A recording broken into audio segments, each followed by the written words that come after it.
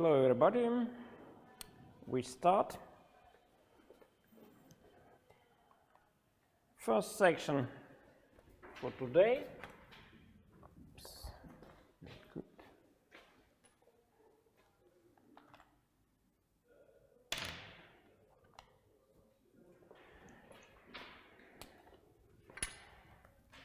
(16.1) Corsi test.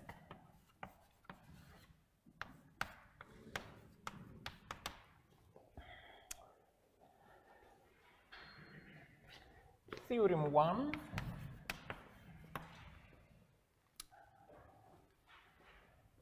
Suppose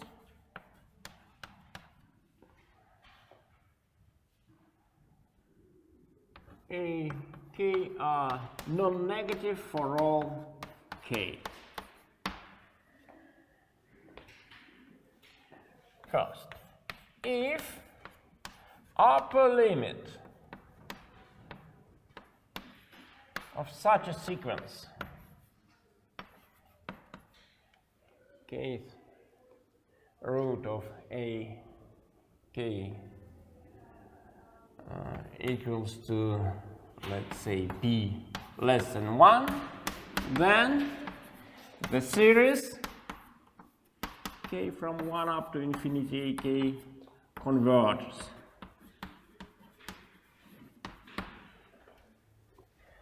Second, if same upper limit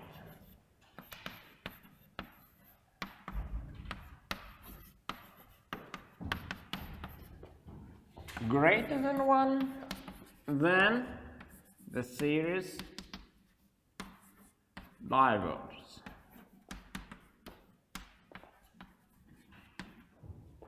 So let me emphasize that is different from D'Alembert.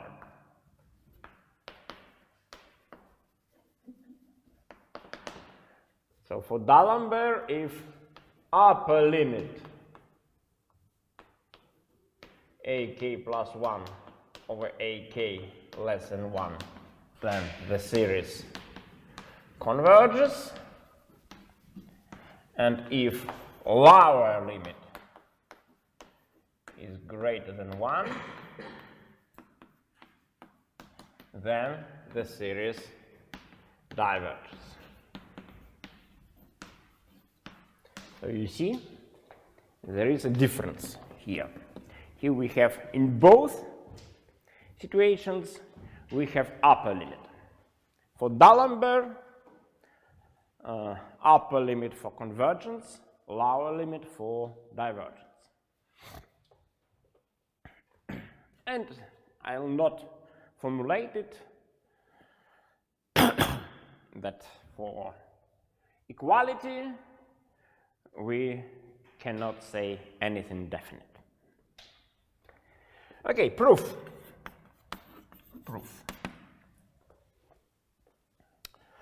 Let's start with first part. So upper limit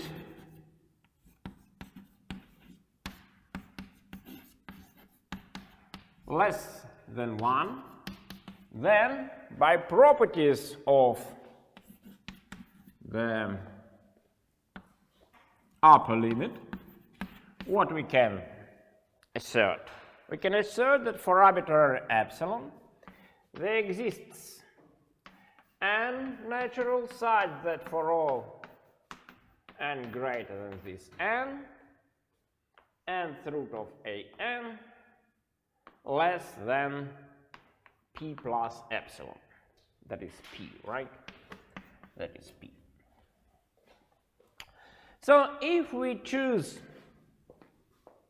epsilon such that epsilon is such that p plus epsilon is still less than 1, then what we did use?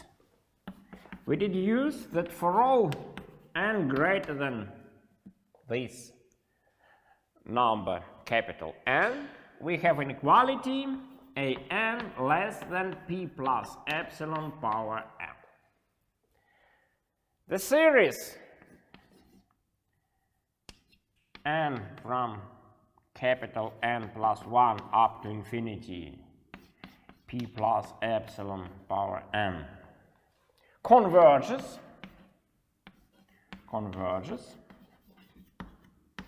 hence, by comparison theorem, the series n from capital N plus 1 up to infinity an converges as well. Hence, we know that finitely many terms are not important for convergence, so we deduce that the series an converges as well.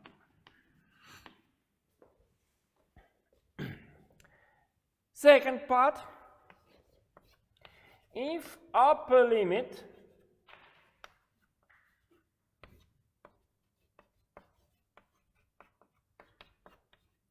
greater than 1, then we'll use a definition of the upper limit.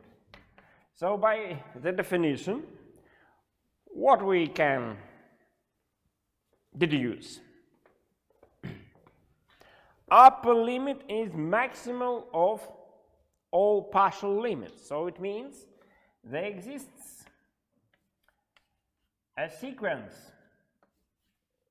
increasing sequence of integers and k such that limit as k tends to infinity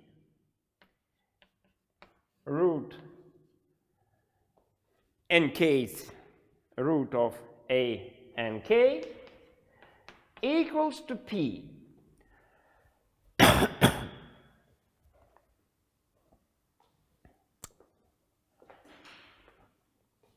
Then what we can deduce? So in particular we can deduce that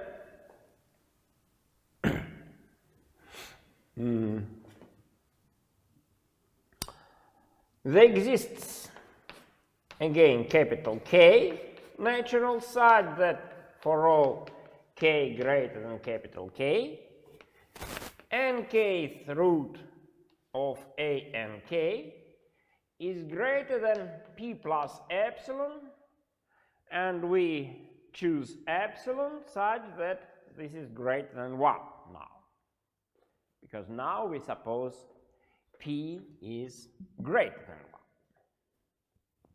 So, sorry, p minus epsilon, of course, here, minus epsilon. If the limit is p, then all members of our sequence except for finitely many first terms are in the neighborhood of p. In particular, it means that they are greater than p minus epsilon, and we can choose this in such a way that p minus epsilon is greater than 1. So what follows? It follows nk is greater than p minus epsilon power nk, and as k tends to infinity, what happens with this term? P minus epsilon is greater than 1, and that is an increasing sequence of integers. Hence, number greater than 1, power nk, power tends to infinity, we deduce it tends to infinity as well. And it means that a and k doesn't go to 0. In fact, it tends to infinity, right? And if there is a subsequence of an which doesn't tend to 0, then we deduce that the sequence as an doesn't tend to 0, because If it would be convergent to 0, then all subsequences should have the same limit, 0. And that is not true. Hence, an doesn't tend to 0, and by necessary condition, we deduce that the series diverges. We know that convergence of a series implies limit an equals to 0. Since limit is not 0, so we deduce what we wanted. Okay, proof is completed. And corollary, which is essentially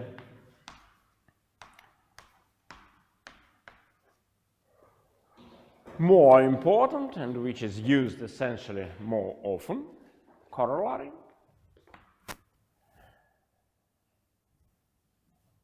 Suppose for all k natural, ak are non-negative. If limit ak equals to p, then we can deduce the following. First, for p less than 1, the series converges.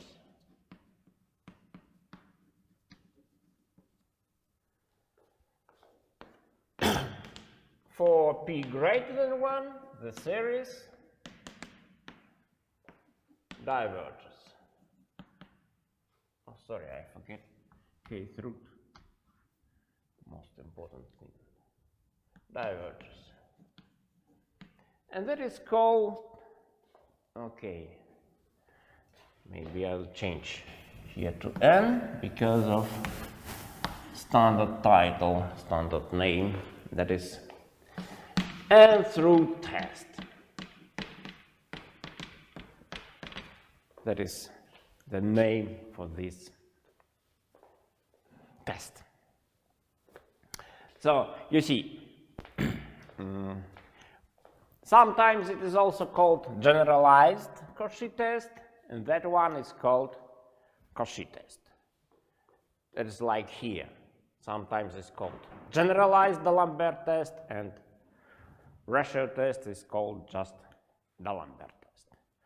Unfortunately, terminology is not fixed up to now. Okay. No, if p equals to 1, then we can say nothing. That is the same thing as for ratio test. Like you see, okay, what happens for p equals to 1? We can say nothing. For example, look at the series 1 over n. It diverges, but nth root of 1 over n tends to 1. And similarly, 1 over n squared. As we know, it is convergent, but nth root of 1 over n squared tends to 1 as well. So everything is possible when p equals to 1. And sometimes that is included. Third part says for p equals to 1, we can say nothing. But I don't think it's a good idea to formulate such an assertion that we don't know anything. But, okay, you can insert it if you want. Same thing for equality here and in D'Alembert and in ratio test everywhere. Okay, now I want to compare those two tests, namely nth root and ratio test. Not D'Alembert and Corsi, that is more complicated, but for nth root and ratio test, let me recall what is ratio test. Ratio test, it says if limit an plus 1 over an equals to p, then first for p less than 1 sum ak converges, and for p greater than 1 sum k from 1 ak diverges. So I want to compare those two tests. What means to compare? To compare test means that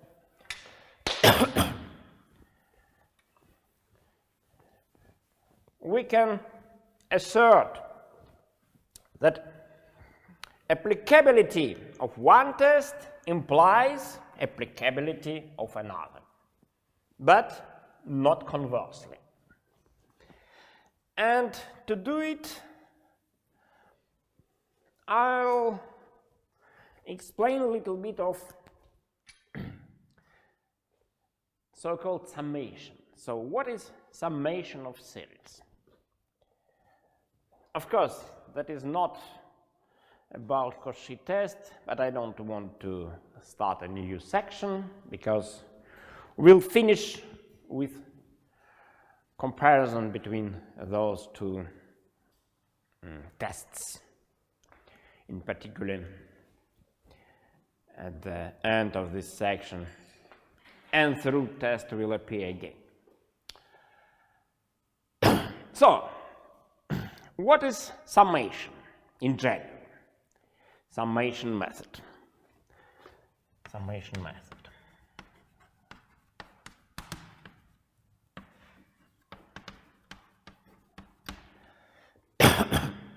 For example, as we know, 1 plus x squared plus so on, that is, what is it? That is the sum of infinite geometric progression, right? And we know it is equal to 1 over 1 minus x for all x less than 1. Right? Now, look. Okay, it is written here modulo x less than 1. But now I'll be extremely foolish. So, wow, I don't care. Look. I can substitute here x equals to minus 1. Right? Here, in the right hand side. I can do it, right? So, substitute x equals to minus 1. What we'll obtain? 1 minus 1 plus 1 plus so on, minus 1 to the power n plus so on equals to what? 1/2. Am I right? Of course not. Why? Because the series in the left-hand side doesn't converge. Why? General term, minus 1 to the power n, doesn't tend to 0, right? So what are partial sums? You see, 1, next is 0, then 1, 0, 1, 0, so oscillates. 1, 0, 1, 0, 1, 0, 1, 0, right?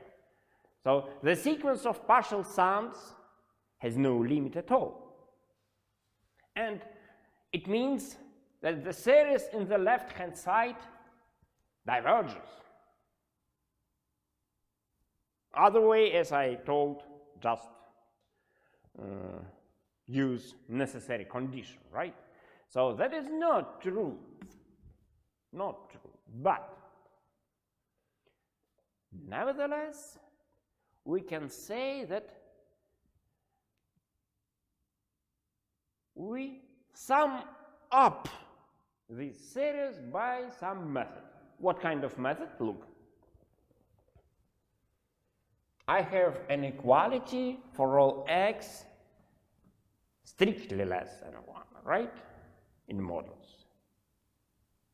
So, okay, by continuity, what happens?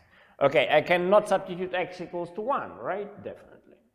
It's plus infinity, so no sense at all, even in the right-hand side. But for x equals to -1, there is some sense, right?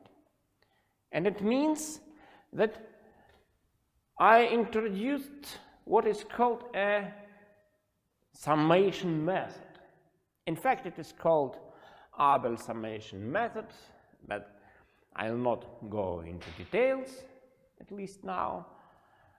For the moment, just to say that, so what is summation method? Somehow you create a procedure, right, which is different from the definition of convergence of a series. So, because what is, up to now, what is the meaning of this notation? The series. What we should do? We take partial sums. It means we compute successively partial sums, right? And we want to find the limit of those partial sums. If it exists, then the series converges to that sum. That is the meaning of this notation at the moment. But I think, okay, let us create some other understanding of this expression.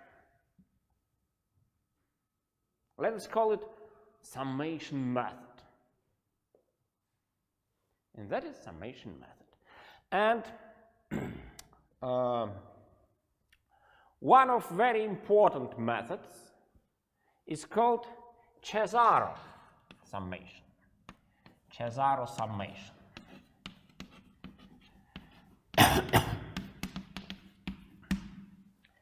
So what is it? Definition. The series sum n from 1 up to infinity an is Cesaro summable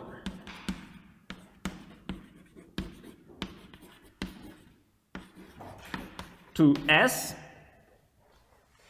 if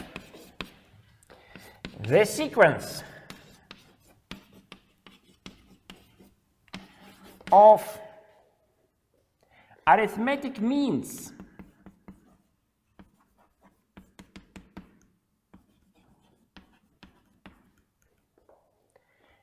sigma 1 equals to S1, sigma 2 is S1 plus S2 over 2, and so on. Sigma n equals to S1 plus S2 plus so on plus Sn over n, and so on, has the limit S.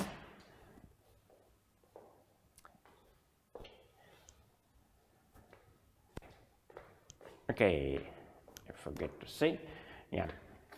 Here, Sn are partial sums.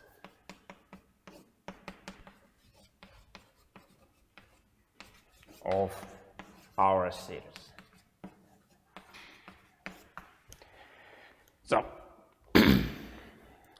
So what is Cesaro summability? instead of partial sums, so up to now we had the following meaning of this infinite sum. So what means to sum up infinitely many terms? You summarize first n terms, right, every time, form the sequence of partial sums in this way, and then look at this sequence. If it has a limit, then we say the series converges. If not, the series diverges. Now, what is Cesaro summation? Again, we form partial sums, but then what we do? We take arithmetic means of those sums. And it turns out that's essentially more powerful thing. Why? Look at this, the same example. What happens here? What are partial sums? So S1, S3 for this series, and so on. So all S2n minus 1 are equal to 1. So partial sums with odd index are equal to 1. And partial sums with even indices, they're equal to 0, right? 1 minus 1, so on. Every time we 1 minus 1, 1 minus 1, and so on. Every time we cancel. So S2n equals to 0. Then what happens with sigma n? Look at this. So what we have here? Look. What is going on? Roughly speaking, half of terms here equals to 1, right? And half of terms equals to 0. So it means what is about limit?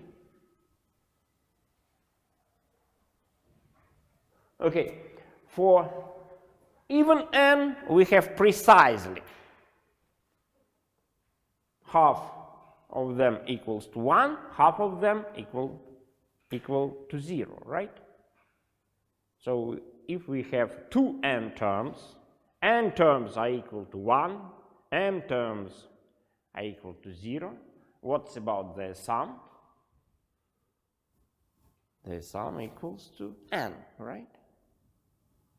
N over 2n equals to what? So imagine, okay, let me compute. Sigma 2n. Once again, that is an example, right? So what I'm talking about now is the example.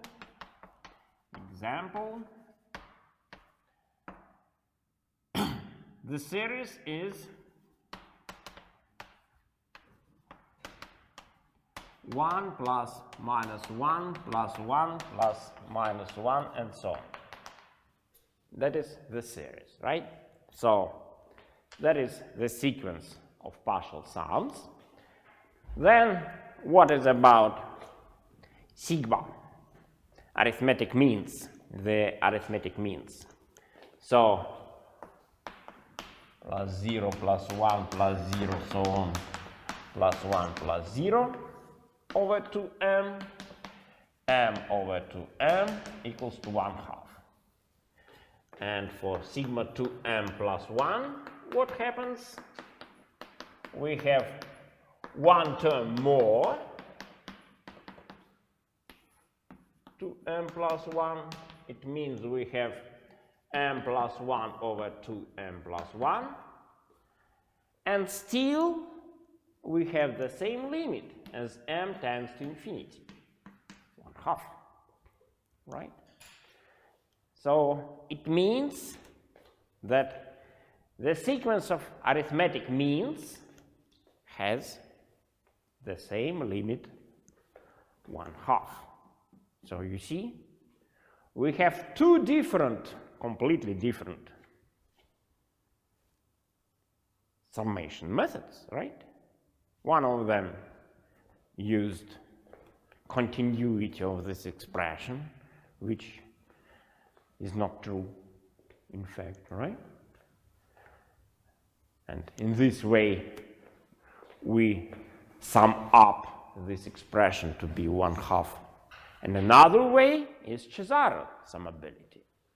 If we'll consider, instead of the sequence of partial sums, if we'll consider the sequence of arithmetic means of those partial sums, then, again, we have the same limit 1/2. So we have at least two summation methods which give us a possibility to think about this series, this sum, as 1/2. Right? But once again, the series diverges. So no sum in the correct definition of the sum of a series. But nevertheless, you can give a sense. Okay? Okay. Now theorem. Theorem 2. Theorem 2.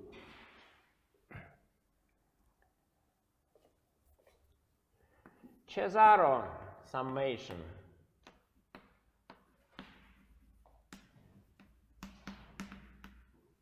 method is regular, i.e., if the series converges to the sum S, then it is Cesaro summable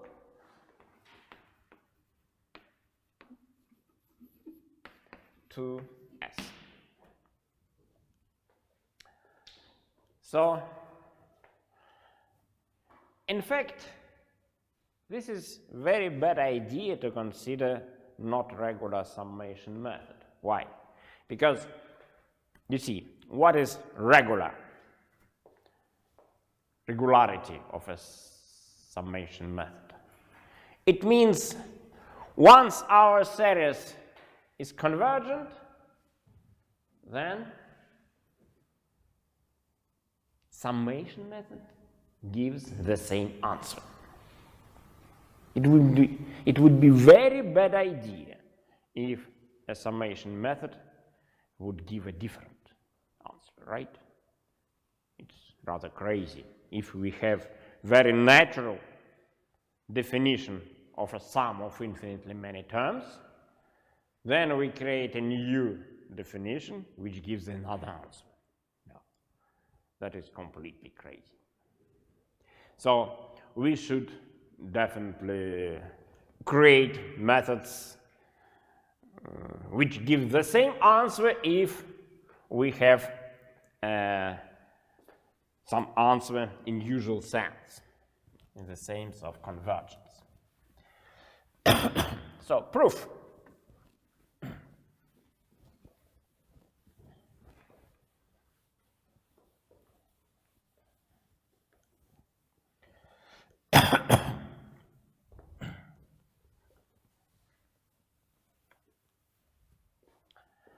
Proof.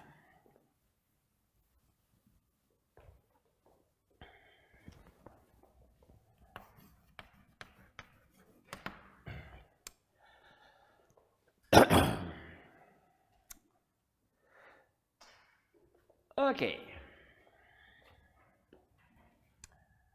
Suppose we have a series with the sum S.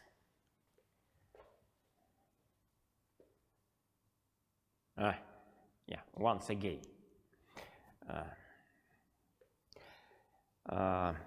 I defined summation method, right?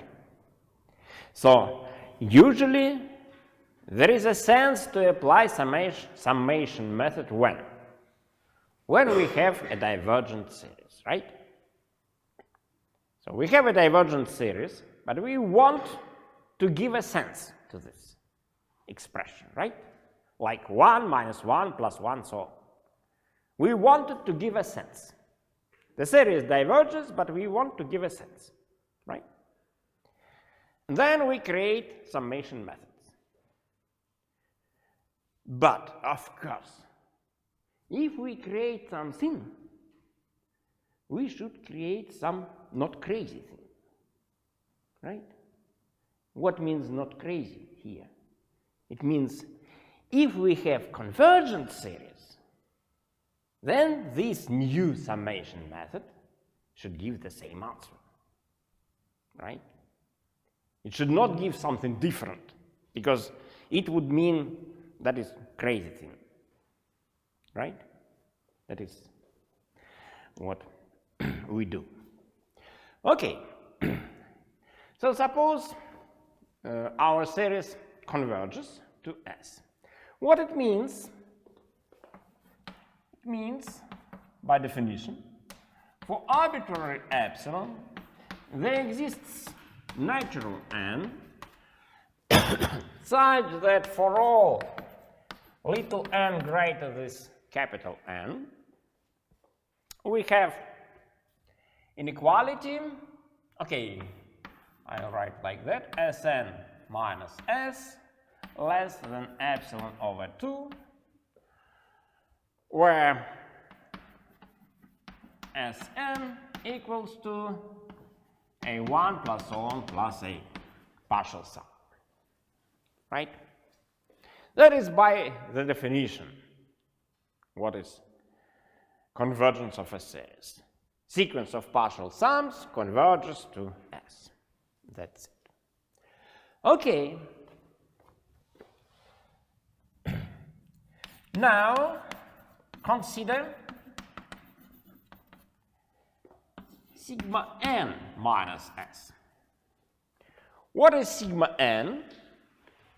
That is S1 plus S2 plus so on plus Sn over n minus S. And what I can do, look, if I'll take common denominator, then in numerator we'll obtain minus ns, right? And I'll split those n terms s, I'll split them to each of those terms. So I'll write like that: S1 minus S plus S2 minus S plus so on. But now I want to finish with not little n, but with capital N. Plus, and of course I should also write down all others.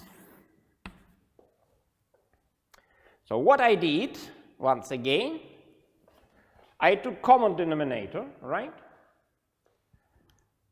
We have minus ns, right? And those n equal terms s, I'll split them, I'll spread them, right? I'll spread them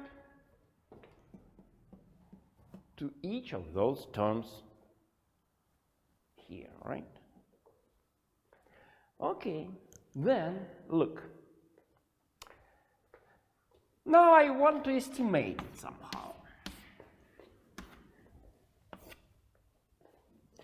So, I want to estimate it somehow, and how? Okay, I'll write like that.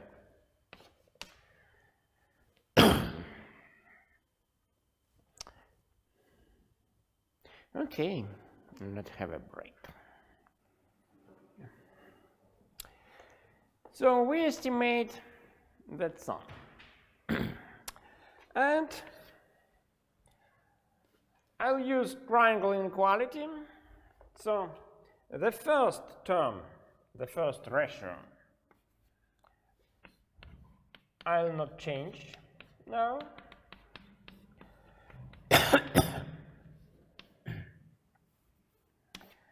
And for the second, look what we can do.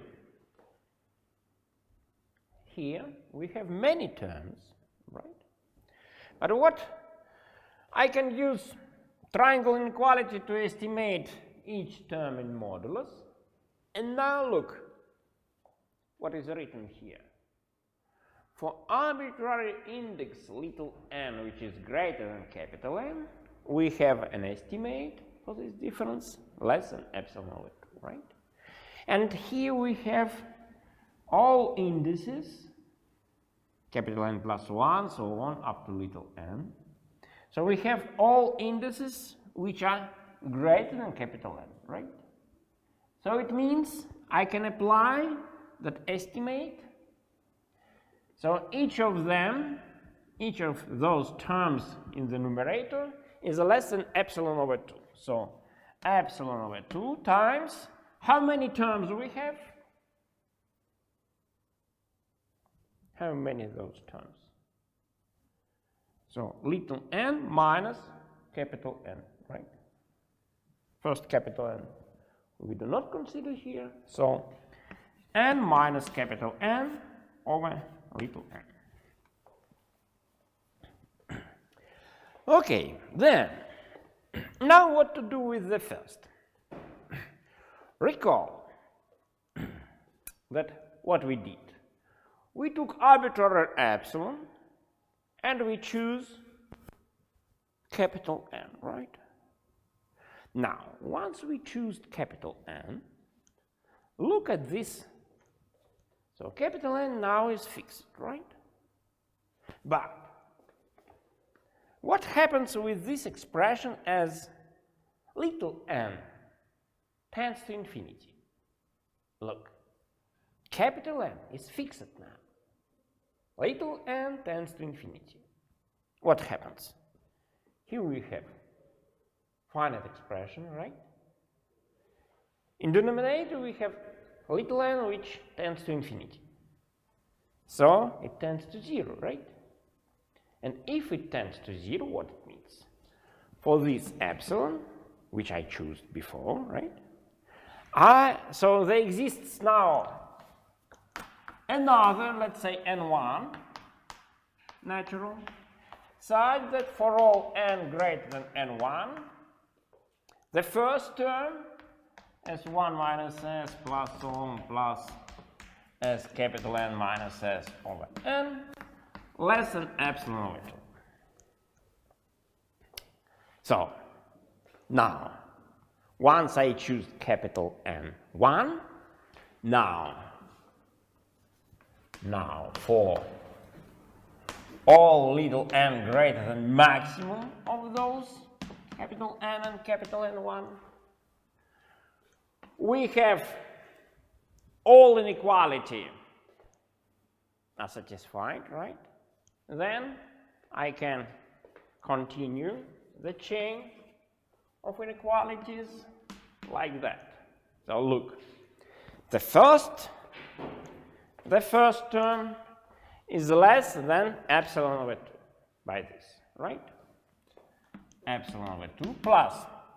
Now look at the second. Numerator is less than denominator, right? So it means this is less than 1.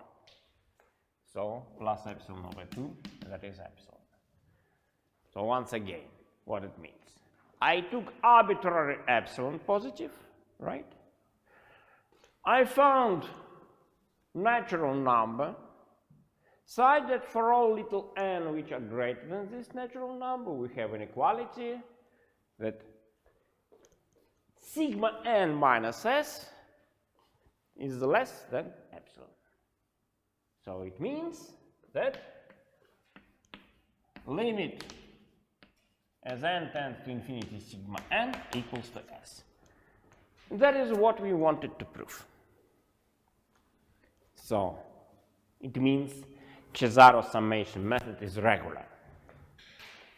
Once we have a convergent series, Cesaro sum up this series to the same sum as we have in usual sense. So what are corollaries? Corollary 1.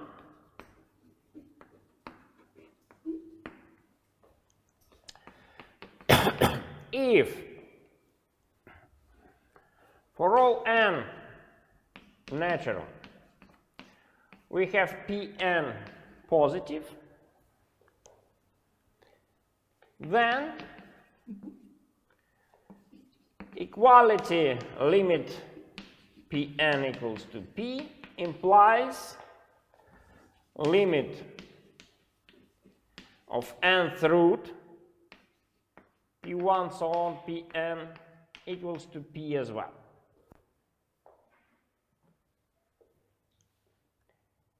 Proof.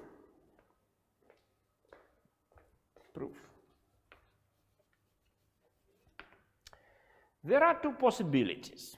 First case.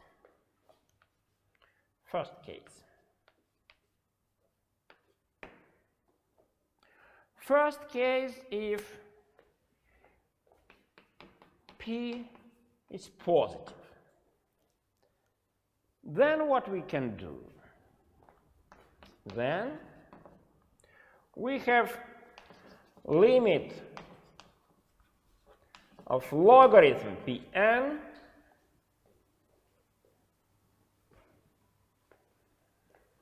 equals to logarithm P.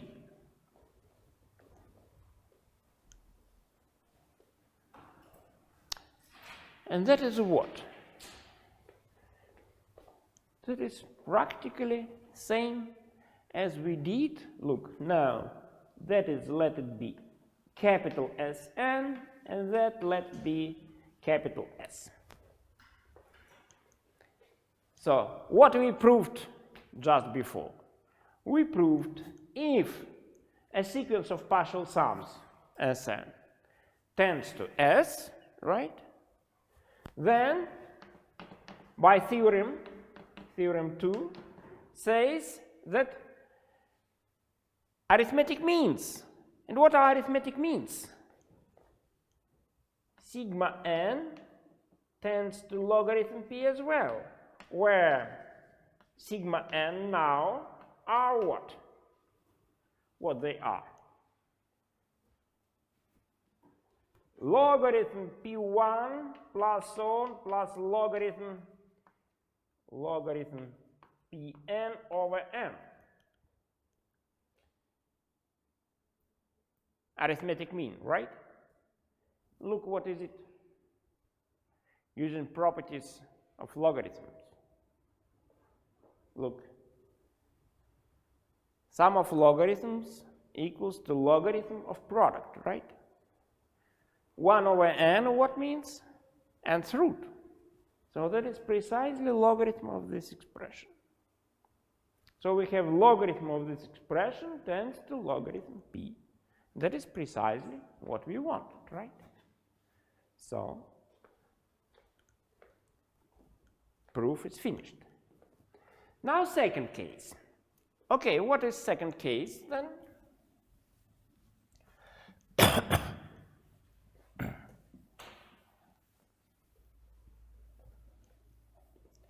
Second case. If P equals to 0, then what it means? If we denote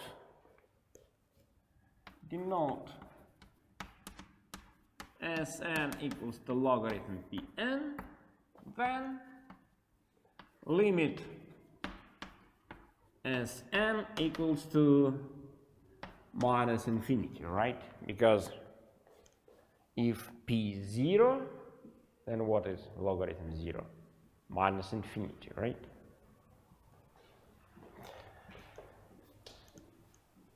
Now look, That is why I didn't erase it. Because, okay, of course here S was a finite number, right? But now look, I want to prove that arithmetic means have the same limit, minus infinity. And what means to have a limit minus infinity? So we want to prove that sigma n, which are S1 plus so on plus Sn over n, tend to minus infinity as well. That is what we want to prove. Because if p equals to 0, then, and we take logarithms, then that is precisely what we want to prove, right? But now look at this proof. What we have to change? Here, I took the difference, right? But now, if I want to prove that something tends to minus infinity, what it means? Not regular series. There is a question about regular series. No regular series. There is regular summation method. Summation method, regular. And that is precisely what is it. So, once again, so look, what means limit equals to minus infinity? Limit equals to minus infinity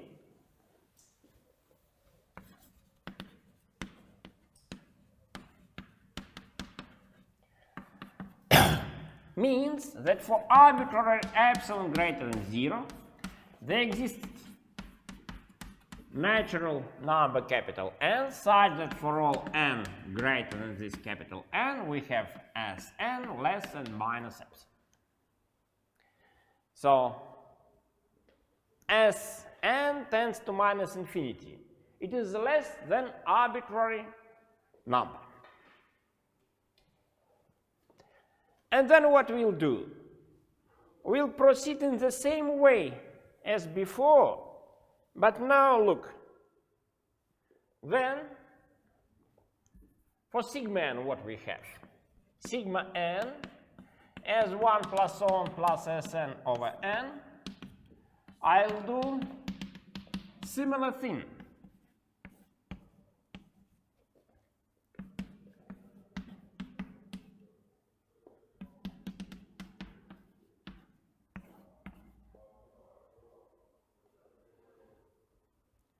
So look, capital N, capital N, capital N. Every term from this sum less than minus epsilon, right? So I can write less than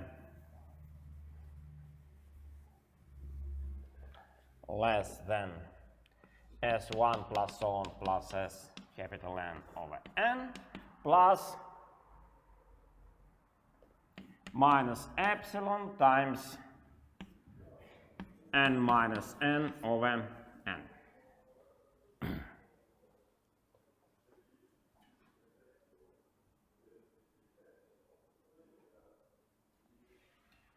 Now look, this tends to 0 as n tends to infinity. This tends to 1. And roughly speaking, it means we can apply similar consideration to deduce that the limit of sigma n equals to s, which is minus infinity now, right? Limit equals to minus infinity means it is less than arbitrary number, minus epsilon. And that is what we have here. Okay. Second case is ready now. And now, why I included it into the section about Corsi test. Corollary to, better to say, corollary from corollary 1, in fact. A consequence of corollary 1, in fact. So if ratio test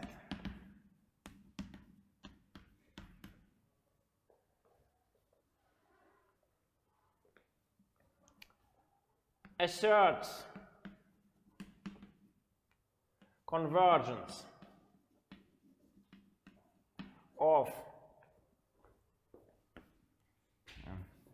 if the ratio test, of course, the ratio test asserts convergence of the series n equals to 1 to n a n, then the nth root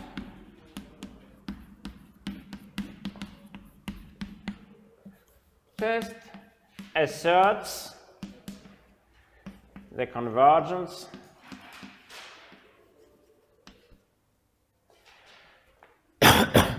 of the series an2. So,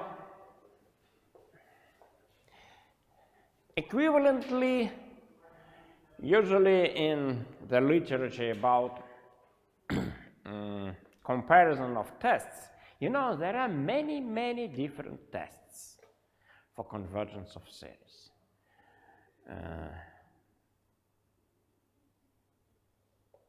Now, most of them are not considered, but there is a question which test is better. But what means better? There are different senses, right?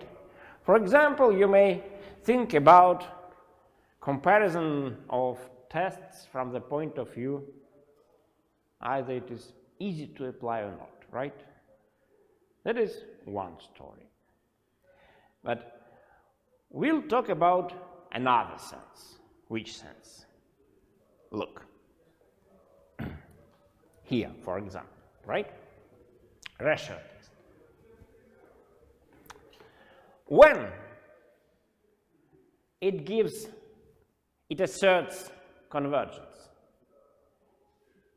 So if the limit of this ratio is less than 1, then the series converges, right?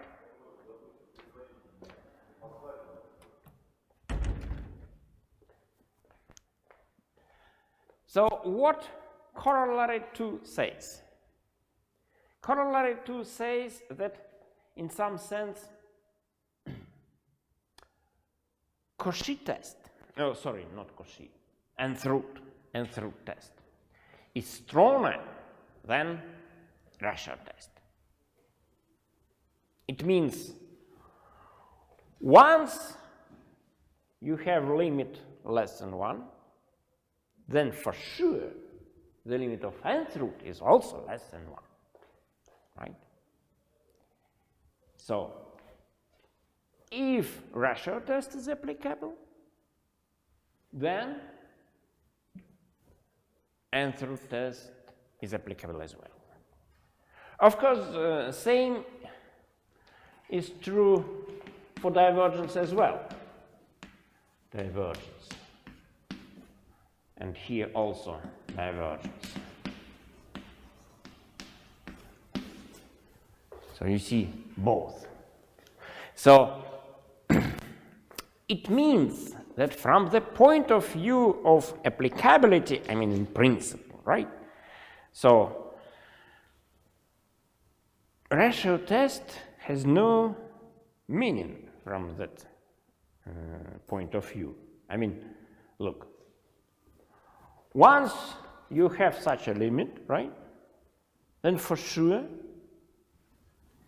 this limit also exists and it is equal to that one, right? So from that point of view, you don't need to use ratio test at all. But the point is that when usually you apply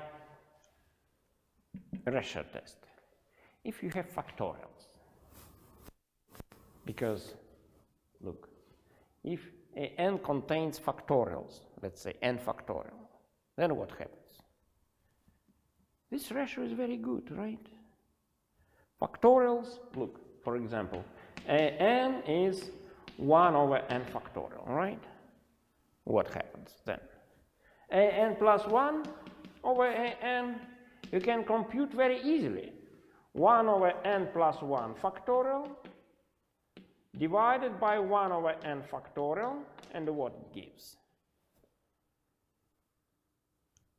All terms will be cancelled, right? Except for the very last. So 1 over n plus 1. So what gives ratio test for this an?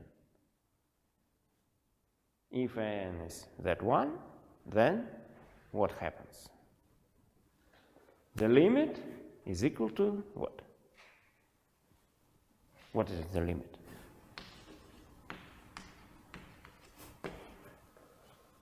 What is the limit? 1 over n plus 1 tends to what? Tends to what? 0, of course. Of course, 0. Yeah, definitely 0, right?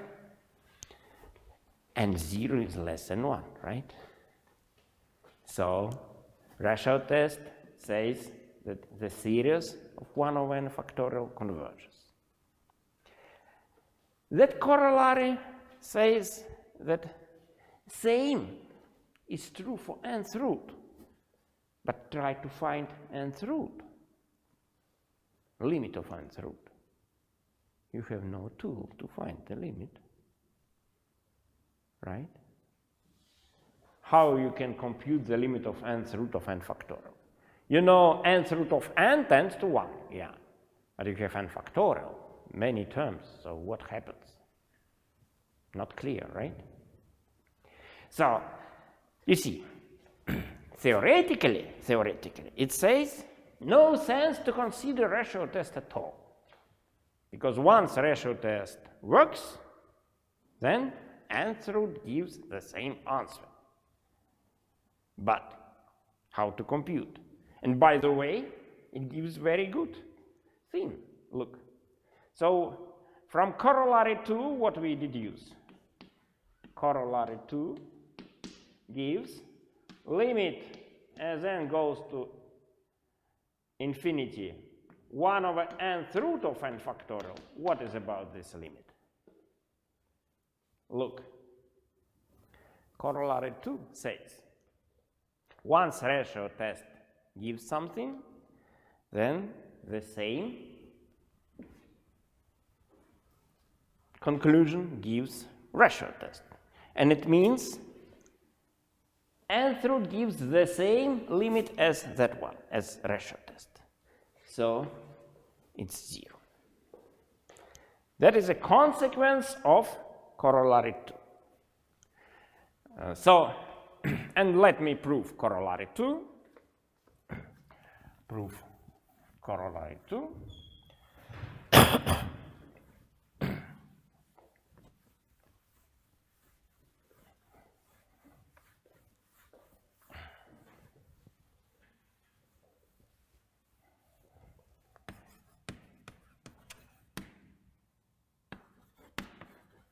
Corollary 2. So, in fact, what I want to prove is that one.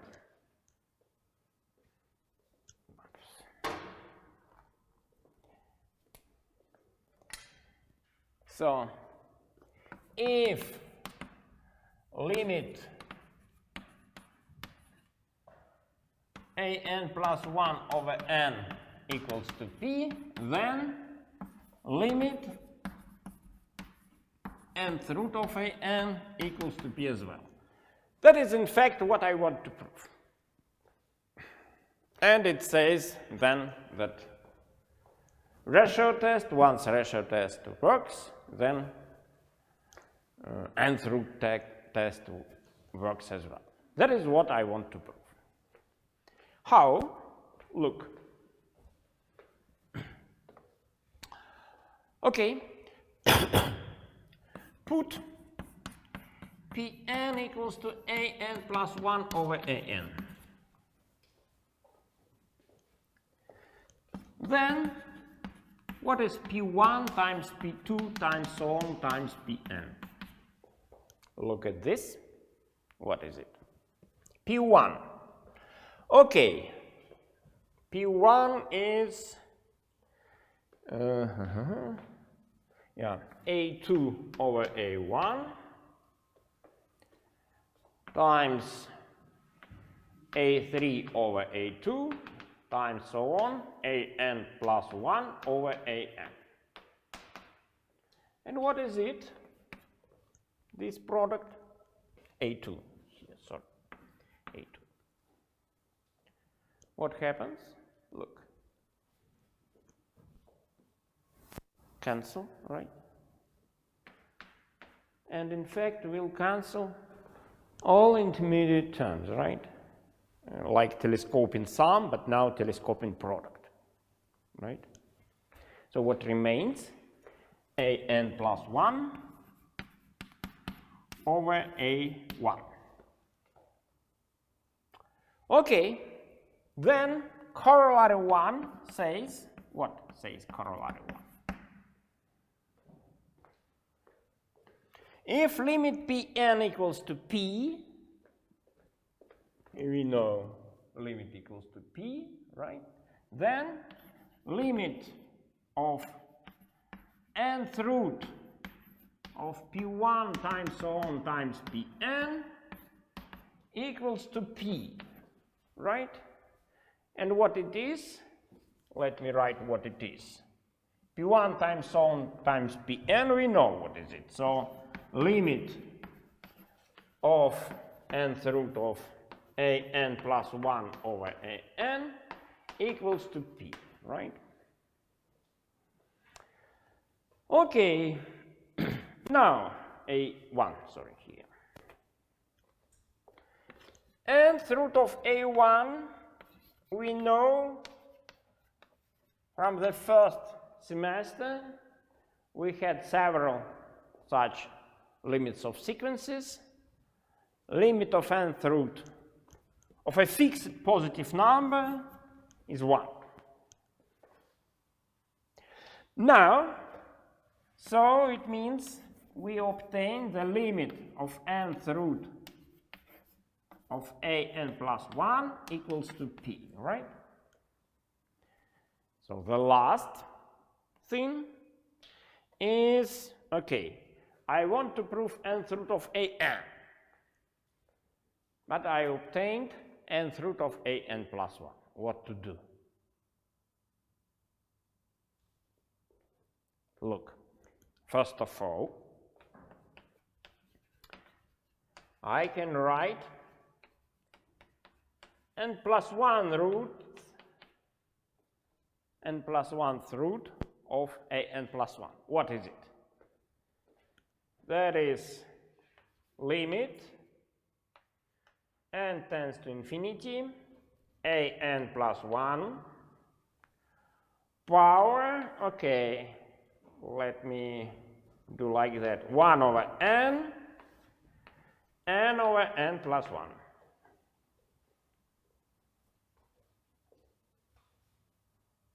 Right?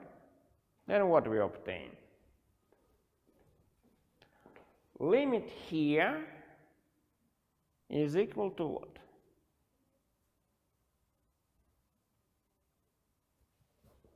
That is that one. This tends to P, right? Tends to P. What is about limit of the exponent?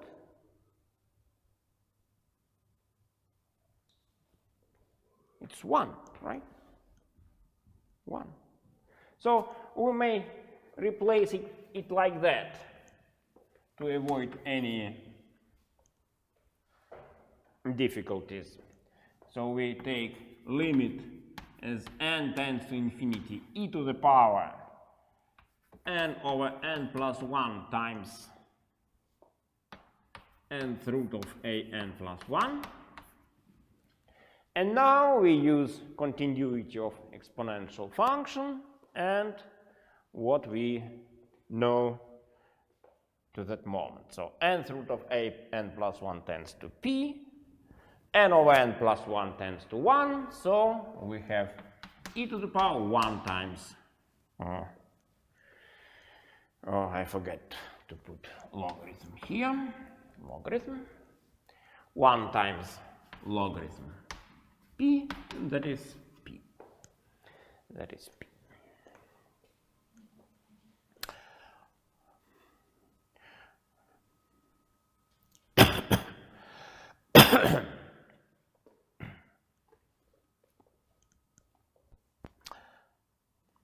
Of course, rigorously speaking, that is true when p is not equal to 0 or plus infinity, right? So we need to consider those two cases separately. If it is 0,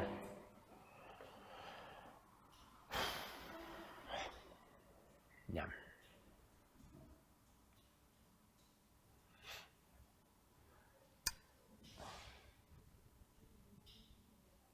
Yeah, for 0, in fact, what we'll do for 0, yeah, for 0, if p tends to 0, logarithm p tends to minus infinity, e to the power minus infinity is 0, right? So no problem. And if p equals to plus infinity, then R obviously. The cost program. Oh, sorry, but the cost program syllabus was given in the beginning. Provide proofs of theorems. There is a question about do you need to provide proofs of theorems or just solving questions? Provide proofs of theorems. Solving questions is for written exam. And yeah, concerning the course program, in fact, at the moment, even the course program for Russian-speaking students is not given, although they have exam even earlier than you, right? Because you started 2 weeks later, it means your exam will be 2 weeks later. So definitely I'll give the course program 2 weeks after it will be given for Russian-speaking students. That's for sure. The proofs are required. Yeah, the proofs are required. Solving question is necessary for written exam, and you have both written exam and oral exam, right? Like Russian-speaking students, first and last time. Yeah. Okay, so we have still 5 minutes. So what I can do? Oops, now I should.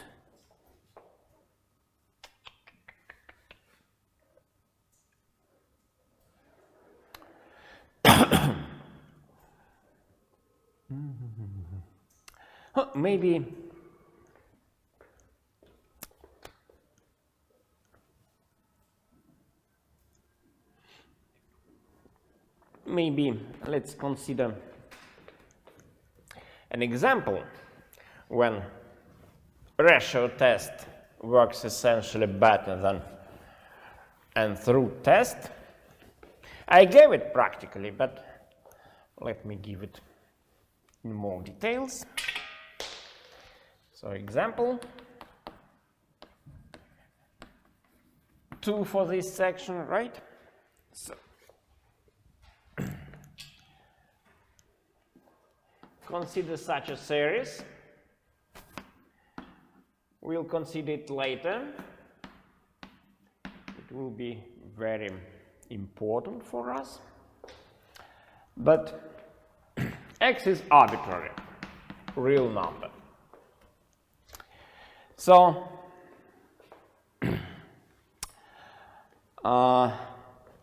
and I'll consider for positive. Sorry. for that.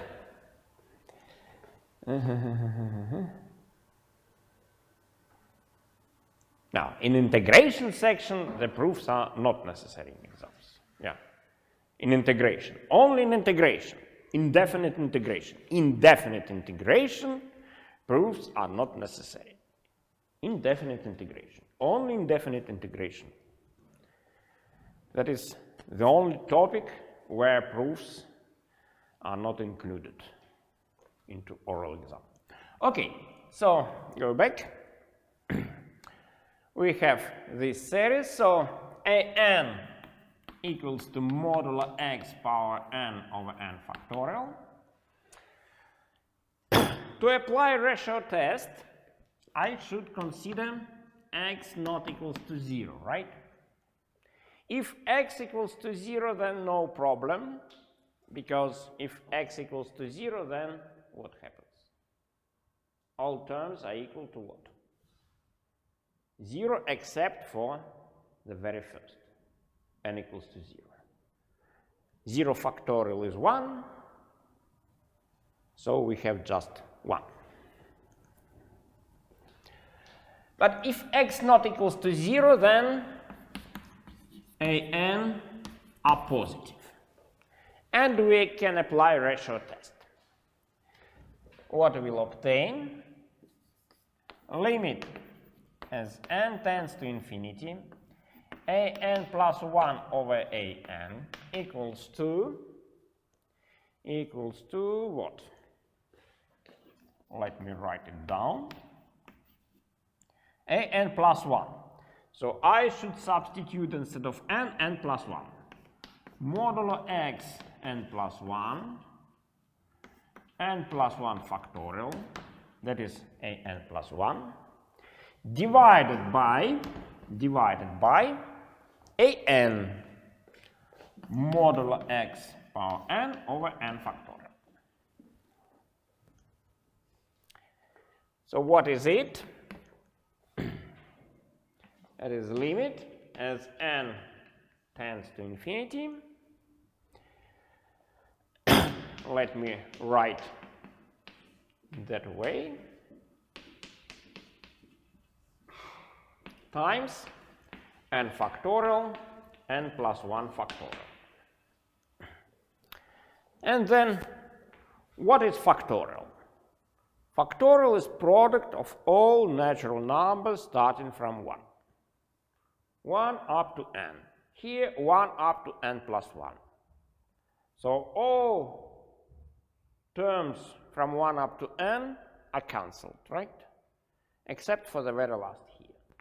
So we have limit as n tends to infinity modulo x over n plus 1, and that is what? For arbitrary fixed x, that is 0, right? X is fixed, n goes to infinity. So it's 0. And 0 less than 1, so by the ratio test, we obtain this series converges.